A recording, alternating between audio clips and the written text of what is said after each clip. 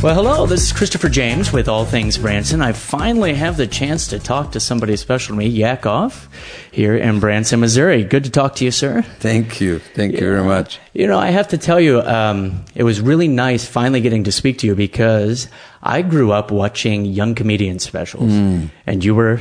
I was one of them, yes. You were with Rodney Dangerfield. He was the host, right? That's right, yeah. In fact, I got a newspaper route just to buy a VCR so I could film those because I wasn't allowed to stay up and watch them. Yeah. But I did a little research on you and found out you were also in one of my favorite movies, The Money Pit. Yeah, that was a great movie. With Tom Hanks. Yeah. What was your part in it? I actually don't remember. I kicked him out of his house. That's the main reason that they were rebuilding their other place, because he was living with Shelley Long, his girlfriend there, and I'm playing the manager of the maestro who is coming back, her ex-boyfriend. Oh, right. And he was coming back to the apartment. So that my scene was the opening scene of the whole movie, where I'm kicking Tom Hanks and Shelley Long out of their apartment. Mean guy. Every time that comes on, we have a running joke. Whenever we see that movie on TV, we have to watch it. It's a fun movie. Yeah, it was a great movie. Back when Tom Hanks used to do a lot of comedy in that. But so I also remember that on King of the Hill. Yes. One of my other favorite shows. Yeah. That was a pretty good episode. But you actually did the voice for it. I did. And it was an interesting... I never went anywhere. I did it over the phone. Over the phone? I know. Yeah. It sounds strange, isn't it? And they sent me a script. And they said, you know, we're doing this episode about Branson. And they wrote a bunch of jokes about... you know, Russia and Soviet Russia, and I was telling them that that's not really what I want to do anymore. So I will have to pass on this script. And they said, well, do you want to rewrite it and do whatever you wish? I said, yeah, that sounds fun. So I did rewrite it, and they went with it completely the way I wrote it. So. Well, that's probably what you saw. Giving you a lot of times it doesn't happen, but this time it did, and so they said, "Fine, let's do it," and I just phoned it in. Literally, literally, I didn't have to go anywhere. But we've heard your history of coming to the U.S. in late '70s. Yes, right, and then you were on Night Court. You had. I was. Several episodes, right? That you were on. Seven episodes with Harry Anderson, who, as a magician, he's an idol of mine. That's right. He's terrific. Yeah, and that was another show that I was allowed to record. But so I raised you. You practically did. My parents will talk to you about that, actually. But you had a lot of television specials that you did. King of the Hill. Were you ever on The Simpsons? Did they do The Simpsons? They did, but it wasn't my voice. They kind of they used my voice, but it wasn't me. But or you were the character, though. Yeah, they were the character. Yeah, and so is Family Guy. They used my voice. I was the voice in the car. I was the. In Russia, car drives you. Yeah. But it wasn't me. It wasn't my voice. But you're kind of getting away from that whole Soviet comedy, very much so, yeah. That's changed. But what do you think now? Do you think we're going back towards that a little bit? Probably, but that's not interesting to me as much. Excuse me. It was something that I didn't really realize how I fell into this whole paranoia of Americans about Soviet Russia. And so when I came here in the 70s, the Cold War was still pretty hot, and I didn't realize any of that. I just thought that I was hardworking, funny guy, and that's how I got so many breaks. No, it was more because the tension was there, and I was like the aspirin trying to releasing the tension. So people saw me as this likable guy, and it was a way to kind of say, are we afraid of this? Were we crazy? So I did that, and that was how I became popular. Right. So you filled that whole void, and especially when Reagan was president, and you got to perform for him. Yeah, several times. Yeah, became good friends with him too. Yeah. But that all changed with the David Letterman top 10. And yeah, it all kind of crashed down to the place where the Soviet Union collapsed, and Letterman had the top 10 list of things that now will change. And I made number 1 on the list. You must have been so proud. Yeah, I was proud. Yakov Smirnoff will be out of work. And at first I thought it was funny, but then it wasn't, because 6 months later, all of my contracts in Vegas, Atlantic City, Reno, Tahoe, everything was not renewed. So I had to find a place where they did not know that the Soviet Union collapsed. And probably still don't. I don't think they care, and so I'm here. Years ago, I always thought it was more of a country-type atmosphere, but it seems like now we're getting, we have the Acrobats of China. Yeah, more like family entertainment. Yeah, I think that, it's a good place where you can have Acrobats of China or Japanese Fiddler and Bold Knobbers all at the same spot, all on the same day. Yeah.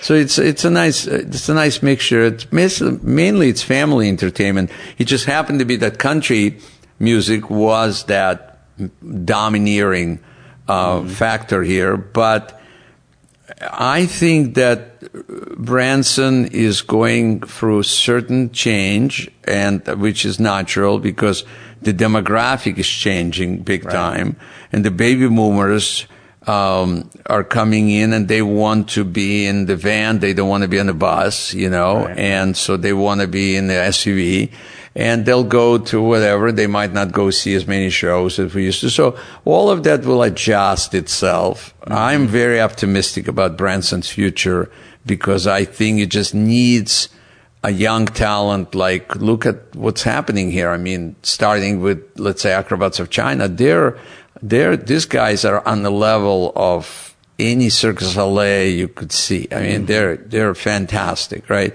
So then you look, let's say, Hey Goods, they're fantastic. You look at, Dutton's or family or Hughes family, they're all great shows. Right. So Branson's not going away. It's just transitioning from maybe main headliners that were here for a while, and then it will be more, family entertainment. And then if headliners discover it and say, hey, I don't want to be on the road anymore, I want to sleep in my own bed, they'll come again. Yeah. We've had a lot of headliners, though, just in the 10 years that I've been here, comedian-wise, that have come here and it just doesn't work out. They've tried, because I think Branson has a certain, the wholesome quality, of course, here. Yeah, true. And they just think they're going to be the alternative. Yeah. No, it doesn't work. Yeah. No, I think when in, Paris do what they do, right? Or when you in France, you do what they do, and when you in Branson, you do what they do here. Right. And that's I've been very lucky. When I came here, it was kind of an emergency landing for me, because I didn't really know what else to go, because my kids were little, and there was no income coming from different places. So I found it by chance, really. But it's been a great home for me, and it became a laboratory for me for developing my new, whatever is going to be happening for next 30, 40 years. And I am very excited about that. So it's a great town that does need a persona that can fit here. Right. If it doesn't work. Yeah. I had big misconceptions. When I came here, my entire act, I had converted it to country. And I came here and I said, I'm giving this a shot. I had chaps and the cowboy hat. And at the showboat, they're like, we don't like that. Yeah. You don't have to do that. That's right. That's right. How do you feel about the reality shows that are out? The America's Got Talent. Do you think those are really talent competitions? You know what? If they're on television and somebody's watching and they're enjoying it, I'm not gonna. I don't watch much television. Yeah, I do not, and so I can't criticize or comment either. The reason Dancing with the Stars, in my opinion, is something I would want to do is because it's really a unique concept of, well, the voice has that same concept, only it's people who can sing. These people, I don't sing. So for me, I do enjoy dancing. So it's really testing your strength, your character, and people can watch you, and it's done respectfully. You're not ever being humiliated. Yeah, and I think that's very important. So if I wouldn't be interested in, like, Apprentice is not interesting to me because of that. And it's like somebody's got to lose big time. Even though here you voted off at some point, you go home, but you gave it your best shot, and you're doing it in a professional way. And I would be delighted to be on that show. Yeah, I agree with that, because America's Got Talent has contacted a lot of entertainers here, and they contacted me, and I said, well, they tried to convince me, you make it to the end, you're going to be a star. Yeah. And I said, but one person makes it to the end, everyone else fails. And that's one of the shows where it's almost, well, I know for a fact, they try to recruit acts that they can humiliate pretty much, or that will get people talking the next day. And I don't really appreciate that very much. So. I don't. But it's changed so much, especially with music as well as comedy. But people think that is the epitome of entertainment. After my show, I'll get people all the time that say, you should go on America's Got Talent. I say, I have a job. That's right. That's right. What is that going to do? Why would I want to do that? Right. But I noticed the last time I watched your show, you were working on some of your relationship material in the show. You used to do a lot of politics in the show, too. I used to, I don't do that anymore. It's not interesting to me anymore. It seems like it's too shallow, because I believe, and I'm not, again, critical, there's plenty of people who cover political material. I just feel very excited about trying to understand the way human relationship work. Because, to me, it's the last frontier of everything. Because we still... We conquer, we go to the moon, but we don't know how to say hello to our beloved, and so that's kind of what I believe that is very much needed, is somebody who understands humor, laughter, comedy, all of those things, because a lot of people don't see the difference. They all call it humor, laughter, comedy, all the same thing. It's totally different. And so understanding that and putting kind of a scientific approach to it, I don't think anybody have done that before. Right. And do you think that's the biggest problem in relationships, is the lack of Well, laughter? no, it's laughter. Laughter is an indicator. Laughter is just like in your car. The gauge is not the biggest problem. The problem is when you don't put gas in the tank. Right. That's when you're stuck in the middle of the road. And most people are not aware how to put gas in the tank of relationship in a way. So we do it in the beginning, but then we don't know how to repeat that. Right. So it's like if your car came with a full tank of gas first, right? Yeah. And then you never refilled it, you would just have a nice short a plant, I don't know, what would it be? Just a place to sit in the middle of the road? I don't know. Right. And that's what relationships look like. Yeah, I think that happens a lot with relationships. I also studied psychology. And I think that happens a lot it's the old story, once you get married and you kind of coast after that. Yeah. There's no more trying to impress the other person. Yeah. So what relationship works like that? Business relationships don't work like that. You could try to show up one time for your show and then phone in some, I don't feel like it. If I was on King of the Hill, I could do that. That's it. And you do it once. That's it. Right. But normally you normally take care of you have a relationship with your, pets, plants, all of that require some kind of maintenance. Otherwise, And cultivation. Yeah. Otherwise you come back and there's nothing there. Right. And that's what happens. What inspired you to get into that? I went through a divorce and I realized that laughter was gone way before everything else. So I saw the So the correlation, laughter was first. It's like early detection. And then second was intimacy, and third thing was your house. Right. In that order. So it's like, I've been there, right? yeah. So the point is, like, why wouldn't you see that laughter was gone? Right. And if you and we're doing comedy, right? So if our audience is not laughing at one joke, we're thinking, the moment we get off stage, say, okay, what went wrong there? Right. And then we fix it. We try.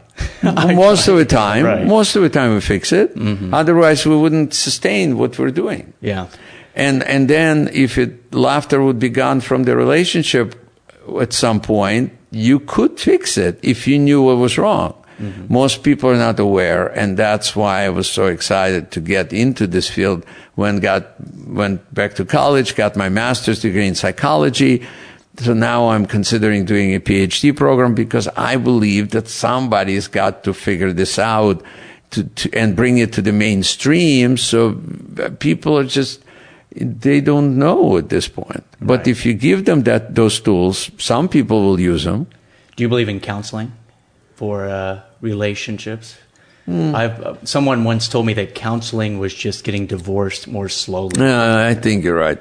Then there's this really great psychologist, John Gottman. He is in the University of Washington State, and he has been doing this for many, many years. And he predicts or says that normally a couple goes to counseling about 6 years too late. Right.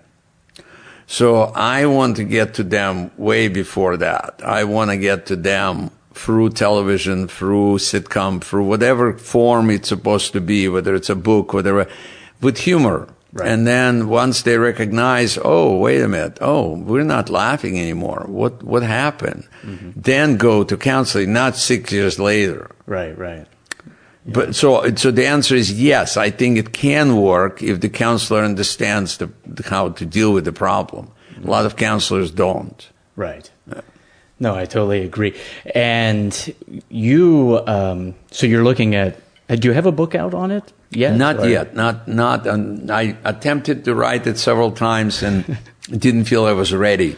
Oh, okay. I've attempted to write a lot of things. No. I have a couple of other books that I wrote, but they were ready, and this one was not, and still not. Mm-hmm. But hopefully next year or two it will be. Mm-hmm. Well, this PBS special is kind of forcing it, because they're very interested in very much research-driven humor.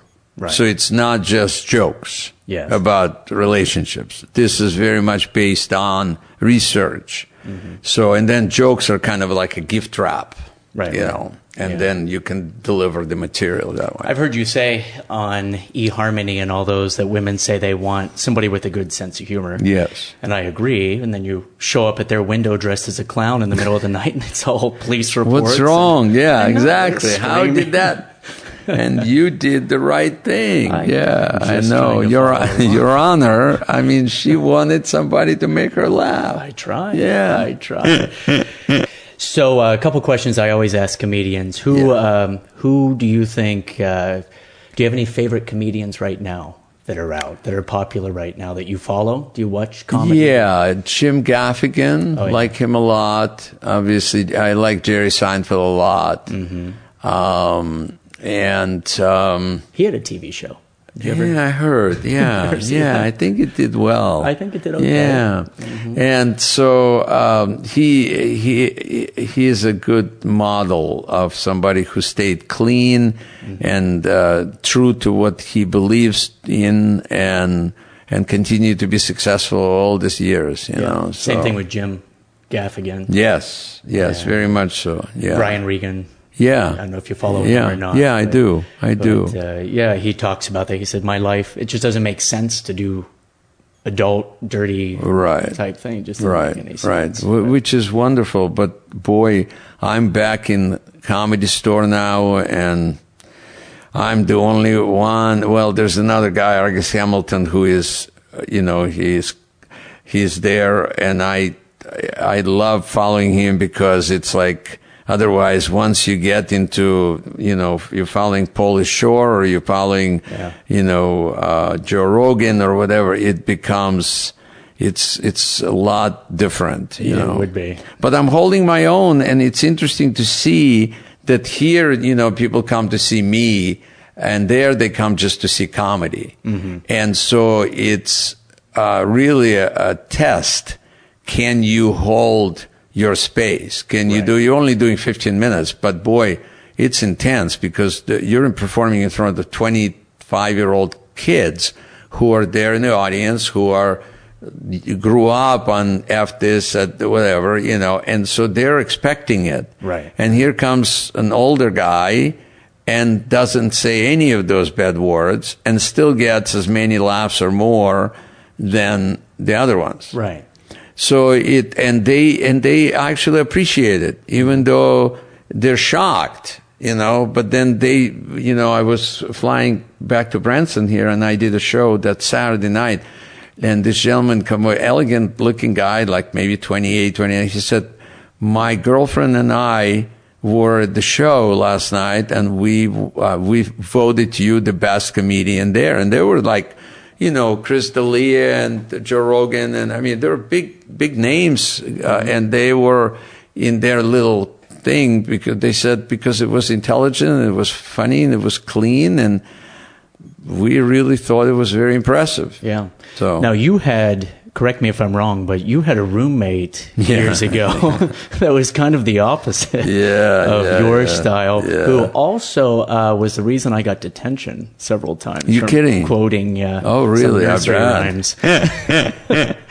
Shame on that you. Was a terrible, shame on you. Yeah. In first grade. Yeah, well, Andrew Dice Clay, we were roommates for 3 years. 3 years. 3 years together. And again, people ask me about him. He is a nice guy. I really like Andrew. And he got definitely tempted by HBO to go this route because his initial material was very clean. It was all, he was doing impressions of Sylvester Stallone and John Travolta, and he was really good at that. Yeah. And Elvis, he was really good at that. But then HBO, he did the Young Comedian special, and he did those nursery rhymes, and they loved it. Yeah. And they offered him a special, the whole hour special, and then he cranked all this stuff. So, and that the rest is history, but he would sell out Madison Square Garden in those days. He tried to get away from that character some, didn't he? I don't know if he did. Just a few years ago, I thought he was on maybe Howard Stern or something, trying to get away from that I don't know. Yeah. But did you ever do the Comic Relief? Yeah, first one actually. Yeah, I did the first one. With Robin and Whoopi and Billy Crystal. Yeah, yeah, I did. Now, was that before or after Moscow on the Hudson?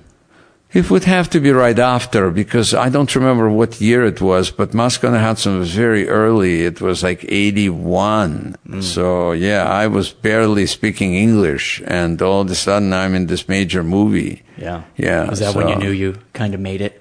I don't think so. I think Miller Lite commercial is when it really hit big. Yeah, because it was all of a sudden I was everywhere, and just one joke, and it was really popular. And then I got a Tonight Show, so because of the Miller Lite commercial and the White House and all of that stuff was happening because of the Miller Lite commercial. Right. So it's kind of hard to believe that, but that's what it is, Well, there you very go. popular, all because of Miller Lite. Yeah, it's Miller time. There you go. Thanks a lot for talking to me, and thanks for listening to All Things Branson. This is Christopher James with Yakov, and bye-bye. Thank you for supporting All Things Branson. Be sure to subscribe and stay in touch on Facebook and Twitter. Check back at allthingsbranson.com for the latest news about Branson, Missouri.